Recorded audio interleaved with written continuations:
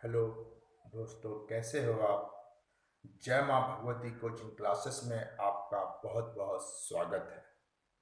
बच्चों, आज हम जो है गणित का सबसे महत्वपूर्ण विषय पढ़ने जा रहे हैं, क्षेत्र मिति। क्षेत्र मिति के अंतर्गत आज हम क्या क्या पढ़ेंगे, वो चीज़ हम आपको महत्वपूर्ण चीज़ बताएंगे। उसके पहले सबसे पहले आप मेरे चैनल को सब्सक्राइब कर लें, वीडियो को लाइक करें और अपने दोस्तों के साथ शेयर करें जरूर। देखिए, आज हम क्षेत्रमिति के अंतर्गत महत्वपूर्ण चीज पढ़ने वाले हैं, आयत। आयत और आज दूसरी चीज पढ़ेंगे, वर्ग। हम सिर्फ दो चीज आज देखेंगे, आयत और वर्ग। प्यारे बच्चों, ध्यान देंगे, आयत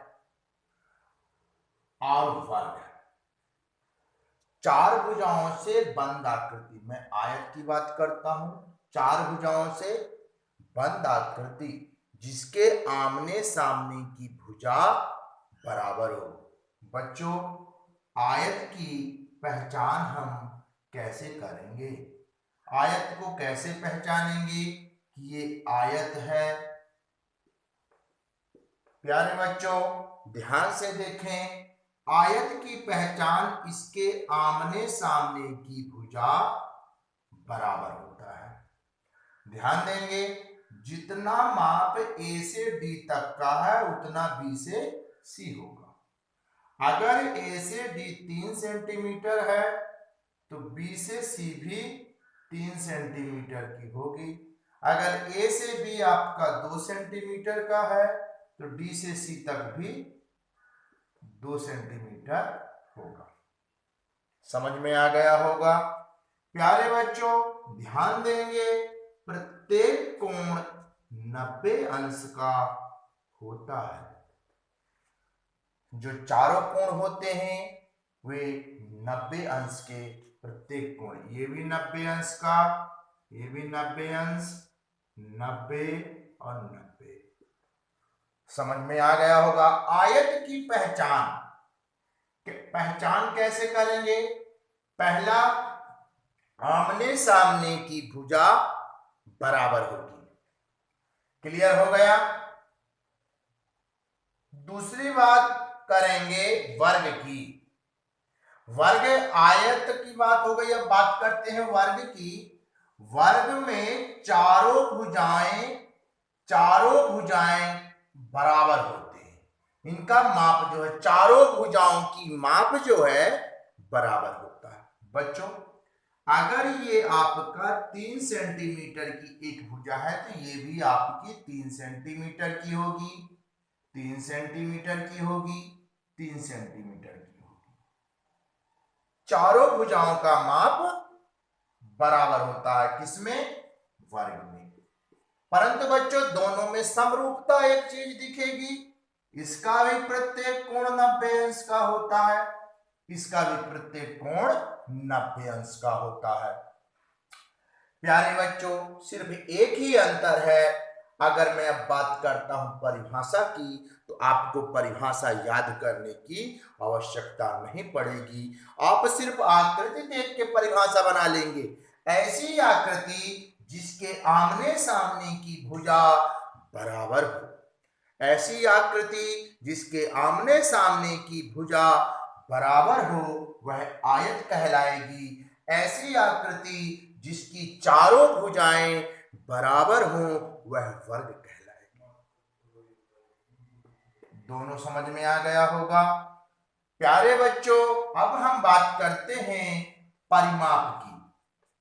आयत का परिमाप और वर्ग का परिमाप। परिमाप की दो विधियां हैं। आप तो सूत्र द्वारा निकाल सकते हैं बच्चों, अथवा एक सरल सा ट्रिक, परिमाप यानी उसके चारों तरफ की चारों भुजाओं का मापना। कैसे? इसकी सभी भुजाओं का योग। परिमाप मतलब सभी भुजाओं का योग। देखिए, हम सूत्र बिना कैसे परिमाप निकालते हैं, ध्यान दें।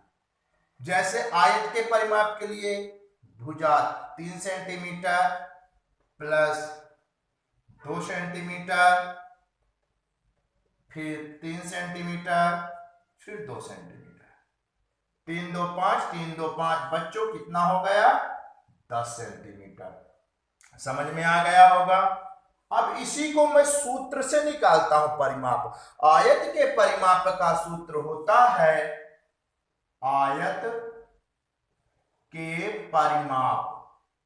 बच्चों आयत के परिमाप का सूत्र होता है 2 गुणे लंबाई धन चौड़ाई।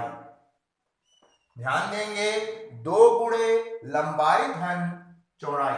प्यारे बच्चों 2 गुणे लंबाई, लंबाई कितनी है? 3 सेंटीमीटर। चौड़ाई कितनी है? 2 सेंटीमीटर। 2 गुणे 3 2 5 और 5 दूनी 10 सेंटीमीटर। ये भी आ गए 10 सेंटीमीटर, ये भी।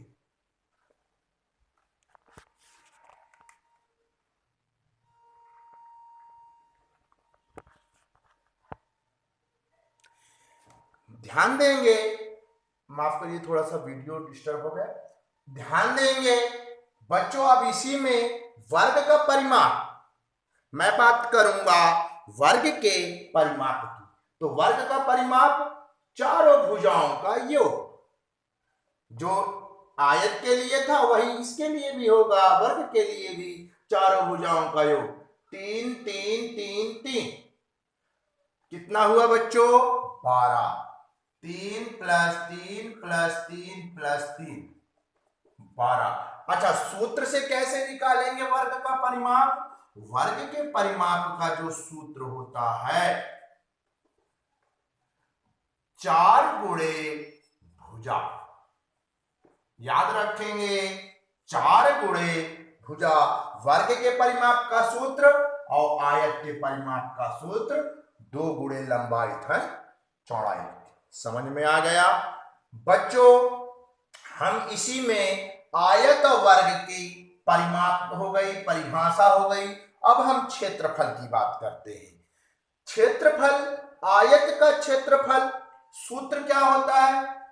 लंबाई गुणे चौड़ाई। ध्यान रखेंगे, लंबाई गुणे चौड़ाई। और बच्चों वर्ग के क्षेत्रफल की बात करता हूं तो वर्ग के क्षेत्रफल का सूत्र होता है भुजा गुणे भुजा। भुजा गुणे भुजा। प्यारे बच्चों आयत का क्षेत्रफल हम निकाल लीजिए। लंबाई कितना है? 3। चौड़ाई कितनी है? 2। 3 दूनी 6 सेंटीमीटर। यह हो गया आयत का क्षेत्रफल। वर्ग का क्षेत्रफल भुजा गुणे भुजा। 3 गुणे 3, 3 तिकाई 9, 3 तिकाई 9 सेंटीमीटर। क्लियर हो गया। यह हुआ वर्ग का क्षेत्रफल, आयत का क्षेत्रफल। वर्ग का परिमाप, आयत का परिमाप समझ में आ गया होगा। अब मैं आपको अगली वीडियो में मिलूंगा जिसमें हम वृत्त के क्षेत्रफल और वृत्त की परिधि कैसे निकालते हैं वो समझाएंगे। तब तक के लिए नमस्कार। अगर मेरी वीडियो अच्छी लगी हो तो उसे सब्सक्राइब करें, मेरे चैनल को सब्सक्राइब करें, वीडियो को अपने दोस्तों के साथ शेयर करें। धन्यवाद। फिर मिलते हैं। जय हिंद, जय भारत।